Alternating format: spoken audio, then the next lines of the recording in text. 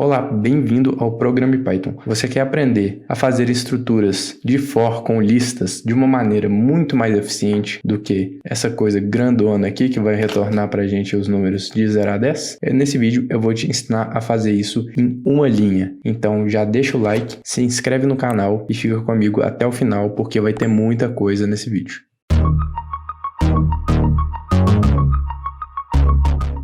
Então essa é a nossa primeira estrutura, né? Ela gera números de 0 a 10, porque eu coloquei um i variando no range de 0 a 10, criei uma lista aqui de fora e falei para esse valor i ser adicionado dentro da minha lista com esse for aqui, né? Então a gente usou 4 linhas para fazer isso. Como é que a gente faria em uma linha só? Na construção do Python, os desenvolvedores pensaram numa coisa para facilitar a nossa vida, que se chama List Comprehension, que é a compreensão de lista, né? E como é que funciona isso? A gente passa uma lista e a gente escreve o valor que a gente quer adicionar nela e passa depois a função for, né? Então, para cada desse valor dentro de alguma coisa, de alguma coleção. Nesse caso, a gente vai passar o range 11. Então, vocês podem ver que aqui a gente tinha 4 linhas e aqui a gente tem uma linha. E executando isso, dá exatamente o mesmo resultado. Isto é uma list comprehension. Mas não vamos parar por aí, vamos aprofundar um pouquinho nela. O que mais que eu posso fazer nisso? Eu posso passar uma estrutura de if, né? Uma condição. Então, eu só quero que adicione na minha lista os valores de 0 a 10 se esse meu i, esse meu valor, né, dividido por 2, tiver um resto de 0, ou seja, eu só quero meus valores pares. E executando isso, vocês podem ver que ele só retornou os valores pares e o 0 aqui, né, então com essa estrutura bem simples. Então, só para a gente retomar, a estrutura é o seguinte: item para cada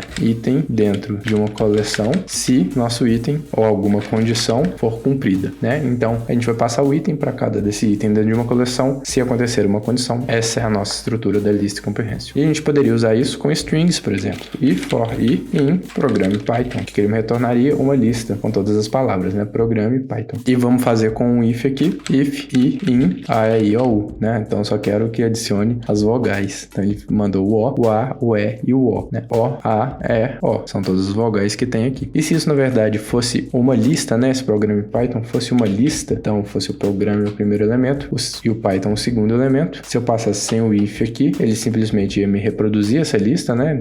Que não faz sentido, mas eu poderia passar if i.starts with, né, que começa com P. Eu quero que comece com P. Digitei errado aqui, starts with. Ele me retornou os dois porque os dois começam com P, mas se eu tivesse um outro elemento que começa com A, ele não me retornaria, né? Retornaria só o programa Python, o A foi excluído. E agora, para a gente finalizar, vamos passar uma lista de listas, né? Então, chamei essa lista de A. Então, eu chamei essa lista de listas, que ela tem o programa A, Python B, teste C. Executando, ela já está salva aqui, como vocês podem ver. E vamos ver o que a gente pode explorar nela. I0 for i em lista de listas. E o que vai acontecer, né? Para cada item dentro dessa minha lista, ou seja, para cada lista dentro dessa minha lista, ele vai pegar o primeiro elemento. Então, o que ele tem que me retornar? Programe Python teste. Vamos ver se vai dar certo. Exatamente o que aconteceu. Se a gente quisesse pegar o segundo elemento, a gente colocaria o 1, né? Aí ele ia me retornar ABC. E é exatamente isso. E se a gente quisesse que me retornasse todos os elementos, eu poderia colocar item para cada lista. Tô colocando assim os nomes para não ficar confuso. Então eu quero o item para cada lista dentro da minha lista de listas, para cada item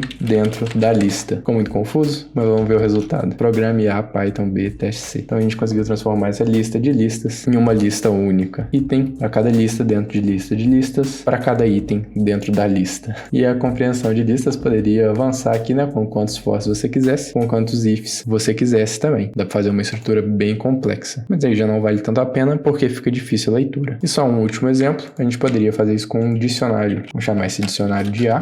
Eu poderia passar aqui simplesmente o i for i em A, né? Que ele ia passar por todos esses elementos. E o que ele iria me retornar? Programa Python teste, que são as chaves desse dicionário, né? Se eu quisesse acessar os valores, eu teria que colocar i for i em A.values, né? Que ele vai acessar os valores. Tem que só colocar aqui o parênteses no final. Ele retorna o ABC. Se eu te ajudei com essa dica, eu tenho certeza que você vai continuar aprendendo muito aqui no canal. Eu conto com o seu like e a sua inscrição nessa jornada de aprendizado. Conto com você aqui no canal. Um abraço e até a próxima.